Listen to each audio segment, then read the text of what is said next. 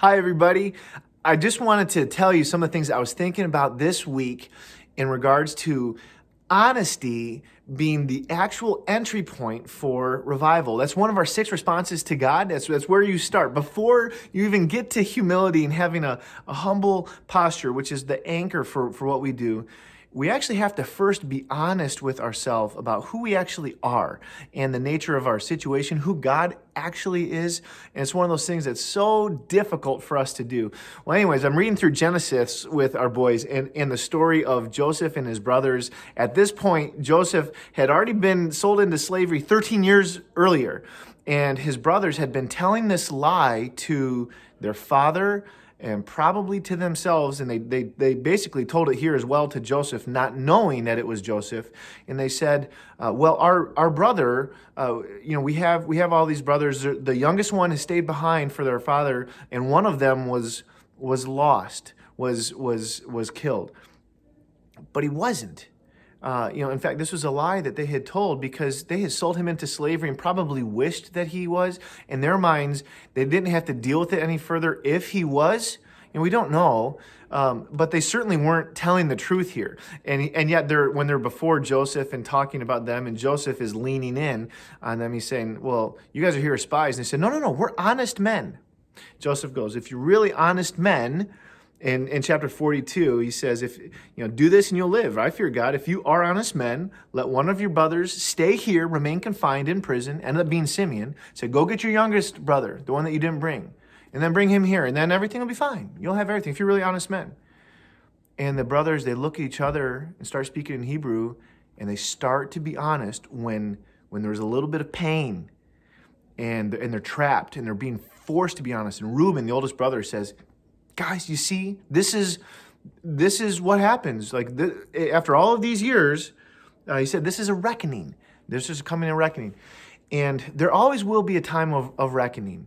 We can lie to ourselves, and we often do. There was about 10 years ago when Christy and I, in our marriage, we had started to have some challenges and to fight with each other, I guess, just have conflict. Pre-Hudson, when Hudson was born, we kind of shelved all that, went into survival mode for a few years. And then once he got healthy enough, man, we started going at it again. And I found myself just asking God for help, begging him for help, saying, "God, I'll do anything. I don't know how to fix this." And we had a couple come and start spend some time with us and mentor us. And we'd asked them for help. And I mean, man, we met like week after week with these people. And I kept thinking, all right, well, when is this going to get to Christy? Because it kept being about me every single week that we were working through stuff. And after, it took a couple of months, and it dawned on me, maybe I am the problem. And I was. And here I was asking for help, but I wasn't really honest with myself because I had started to become the person other than who I was telling myself that I was. And that was a pivotal point in our marriage, and just opened the door for really, truly, for humility to come in and transformative change in our life. And even with our 6 responses to God, as part of our revival message, humility is the anchor of that. It's the core value that everything builds around. But really the gateway to being humble is honesty, seeing ourselves as we actually are. And it took these brothers in this story a long time. Even when they went back to go talk to their father, they still weren't honest with him. Eventually, everything was exposed because God does that. He ultimately exposes us for who we are. But it's not for our bad, it's for our good. Because the sooner that we can see ourselves for who we are, the greater we will see what he has done for us, and the more that we will appreciate the forgiveness and the grace that he offers to us.